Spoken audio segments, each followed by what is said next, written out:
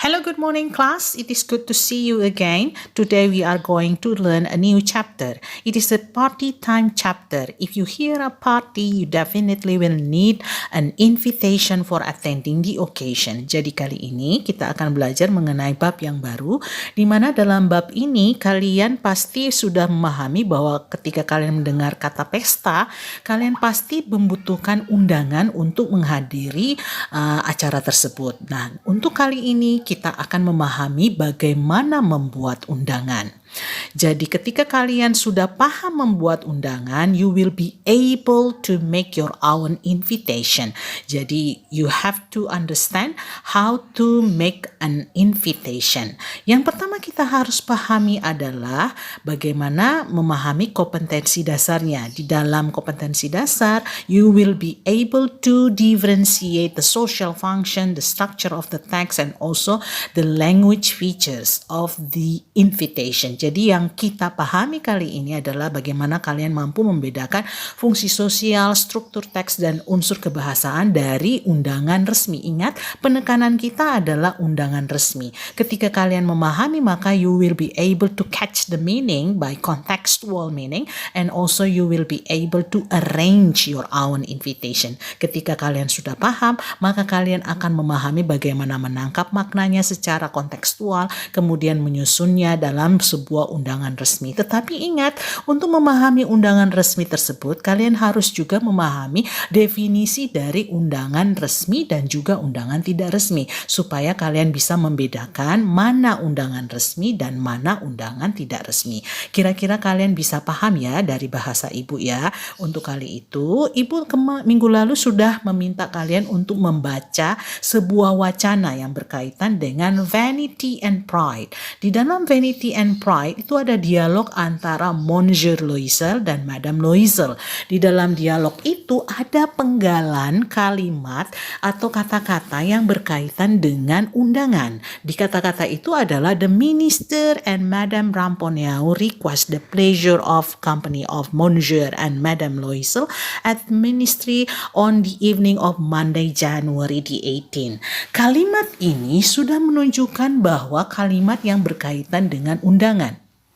Di mana dalam kalimat ini kalian sudah bisa paham siapa yang mengundang dan siapa yang diundang. Dan ketika kalian sudah paham kalimat itu, maka kalian akan juga bisa menentukan kapan waktunya, di mana tempatnya, dan waktunya kapan. Jadi ketika kalian membuat sebuah undangan, you will be able to understand the structure very well. Kalian akan mampu untuk memahami struktur dari undangan itu. Untuk itu kalian pahami dulu apa itu undangan. Seperti yang ibu tadi bilang bahwa bentuk undangan itu ada formal dan informal. Yang harus kalian pahami bahwa informal invitation itu bagaimana dan formal invitation itu apa. Untuk itu di sini ibu jelaskan bahwa dalam formal invitation seperti fokus yang kita harus pahami kali ini adalah undangan yang berkaitan dengan sebuah bentuk yang sudah diatur dengan gaya yang sesuai dengan norma dan aturan yang berlaku. Contohnya seperti undangan untuk diberikan dalam acara kegiatan di sekolah, seperti kelulusan dan acara-acara yang lain, contohnya seperti pernikahan. Dan untuk undangan tidak resmi, kalau undangan tidak resmi, bahasanya juga itu bukan bahasa yang seperti yang di formal invitation, karena dalam undangan tidak resmi itu undangan yang ditulis untuk teman dan keluarga atau anggota keluarga ya, yang berkaitan dengan kegiatan-kegiatan yang sifatnya kekeluargaan. Dan isi dari bahasa yang digunakan dalam undangan tidak resmi itu biasanya menggunakan perasaan dan membutuhkan sentuhan personal ya. Jadi ketika kalian membuatnya, kalian bisa membedakan mana itu undangan resmi dan undangan tidak resmi dari bahasanya. Untuk contoh undangan tidak resmi itu contohnya seperti undangan ulang tahun atau undangan pertemuan keluarga atau perayaan teman secara pribadi ya. Nah, sekarang Kita harus pahami formal invitation, common formatnya. Jadi format umum dari undangan resmi itu yang pertama adalah nama dari orang yang mengundang. Ini semua wajib harus ada ya, mutlak harus ada. Kemudian second line-nya adalah request for participant, permintaan untuk ikut serta dalam kegiatan atau dalam undangan tersebut. Kemudian the third line is the name of the person invited, nama orang yang diundang, jadi harus disebutkan. Kemudian fourth line is the occasion for invitation, jadi ada baris berkaitan tentang agenda undangannya. Dan the fifth line adalah time and date of the occasion, adalah waktu dan tanggal dari agenda kegiatan tersebut. And then next is the place of the occasion, tempat, dan berikutnya line of the request to reply, harapan untuk membalas jawaban dari undangan tersebut. Nah, sekarang kita pahami bahwa social function dari undangan itu adalah inviting people to formal and social events. Jadi mengundang orang untuk mengikuti kegiatan atau acara yang sifatnya sangat formal. Ketika acaranya sangat formal, maka language karakteristiknya itu akan juga formal. Jadi bahasa yang digunakan dalam bahasa undangan resmi itu bahasa yang tidak bertele-tele dan juga tepat mengenai sasaran dan informasinya detail. Ketika bahasanya itu sangat friendly atau sangat kekeluargaan seperti bahasa sehari-hari, maka itu bukan merupakan undangan resmi, karena kata-kata yang kalian pilih dalam membuat surat undangan resmi itu harus benar-benar hati-hati karena gaya menulisnya itu sangat formal. Beda dengan surat maksud ibu undangan yang tidak resmi. Paham ya? Nah, sekarang kita pahami kembali format dari susunan sebuah undangan. Seperti yang Ibu jelaskan di dalam buku, di situ Ibu jelaskan dengan tanda panah dari strukturnya dan format yang ada di dalam buku.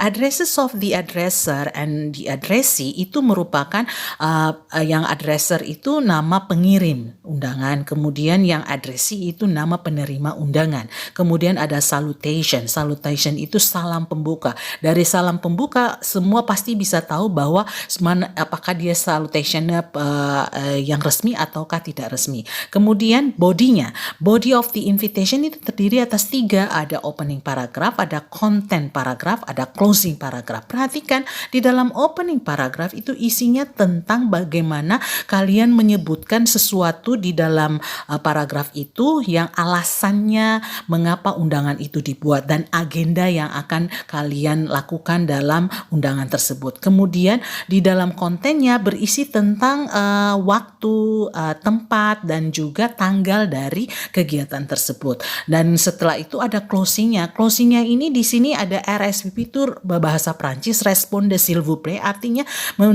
memohon balasan. Jadi ketika kalian berada di closing, harapan itu harus ada. Kemudian ada complimentary clause yang sifatnya optional, dan kemudian di signature. Sekarang perhatikan analisis dari struktur dari wedding invitation. Perhatikan yang ada di bukumu yang ibu jelaskan kali ini, yang di situ adalah name of the addresser itu Mr. and Mrs. Pujianto. Namanya saja sudah menunjukkan nama menggunakan Mr. and Mrs. itu artinya yang formal ya. Kemudian opening paragraph adalah kalimatnya cordially request, bahasanya itu sangat formal ya, meminta kehadiran untuk menghadiri pernikahan anaknya. Kemudian konten paragrafnya di situ isinya tentang date, time, and place, jelas sekali ya. Kemudian yang closing paragrafnya di situ ada harapan untuk meminta konfirmasi kedatangan kalau seandainya undangan ini diterima. Kemudian signature itu tidak tertera dengan secara tersurat di situ, tetapi kita sudah bisa tahu host dari addressernya itu telah disebutkan di atas. Berarti undangan itu merupakan undangan pemilik nama yang ada di dalam undangan tersebut. Kemudian ada special instruction atau note,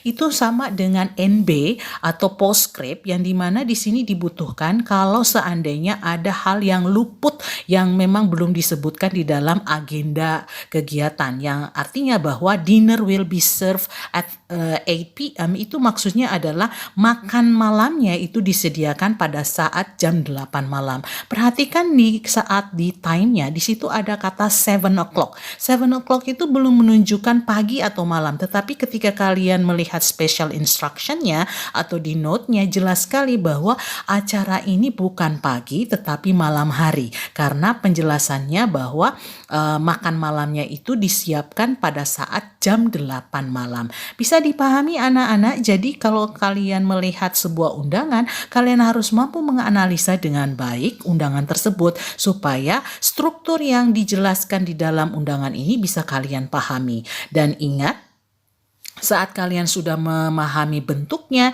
dan strukturnya dan fungsinya untuk apa, maka kalian akan memahami bagaimana untuk membuat undangan kalian sendiri ya. Ingat, bahasanya harus yang formal. Paham ya anak-anak ya?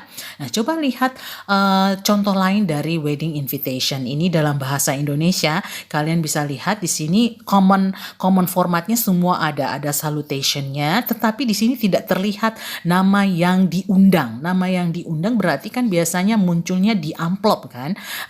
Jadi tidak usah bingung, karena kalau seandainya tidak muncul berarti sudah disebutkan di awal bahwa undangannya berada apa yang diundang itu ada di dalam amplop. Kemudian ada opening paragrafnya, itu kata-katanya kalian bisa perhatikan semuanya menunjuk ke agenda pernikahan. Kemudian konten paragrafnya ibu juga sudah berikan penjelasan di situ, ada harinya, hari apa, pukul berapa, kemudian bertempat di mana.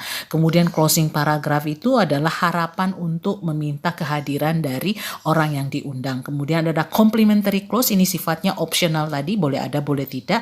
Kemudian name of the addresser. Nah, sekarang lihat contoh yang ada di dalam slide ini. Ibu minta kalian untuk membuat tugasmu dalam bentuk yang berkaitan dengan undangan. Kalau dari lihat gambar ini, kira-kira ini menunjukkan formal invitation atau informal invitation. Dari belum ada isi ya, tetapi lihat ada kata to di situ, berarti menuju ke penerima undangan. Oke. Kemudian yang nomor kedua, kalian harus lihat juga apakah ini termasuk undangan formal. Kalau seandainya bukan, mengapa? Dan tadi juga yang di yang nomor 1 tadi juga ibu minta kalian memberikan alasan ya, mengapa kalian menjawab formal ataukah tidak formal dari gambar yang sudah kalian perhatikan di nomor 1 maupun nomor 2. Kalian akan ibu berikan tugas 3 pertanyaan. Yang ketiga adalah ini, kalian lihat ada bentuk surat tetapi dia isinya tentang undangan.